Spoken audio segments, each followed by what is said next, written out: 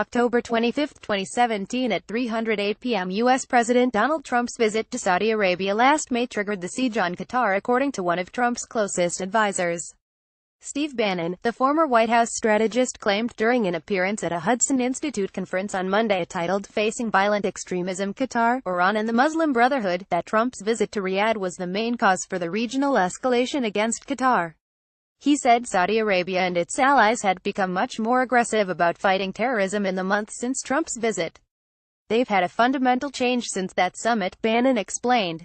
Bannon was invited to give a keynote address at the privately funded event hosted by the Hudson Institute, which is well known for taking an extreme pro-Israeli position and having close ties with UAE Ambassador to Washington, Yusuf Al-Attaiba.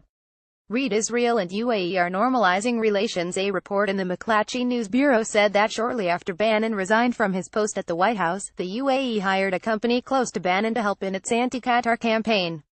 Speaking about the relation between Trump's visit and the blockade, Bannon said, "I do not think it is just a coincidence that 2 weeks after this summit, you saw the blockade imposed by the UAE, Bahrain, Egypt and Saudi Arabia on Qatar. We went to the summit with the UAE, Saudi Arabia and others. The first thing is that we have to pay attention to this funding for radical Islam, and there cannot be more funding," Trump insisted during the meeting with the heads of Arab and Muslim countries in Riyadh. "You cannot be on two roads. On the one hand, you cannot say you are a friend and an ally, and on the other hand you fund the Muslim Brotherhood or Hamas." Bannon described this situation in Qatar as the most important issue currently taking place in the world.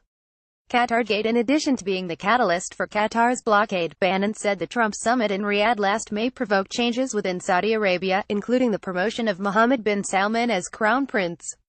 Changes include the clampdown on clerics unwilling to toe the Saudi government line. 2 or 3 weeks ago, there were 1,000 clerics who were arrested, or put under house arrest, Bannon said. A large number of arrests have been made since early October, involving more than 72 people, including prominent clerics, headed by Salman al-Auda, one of the most liberal voices within the country's religious establishment.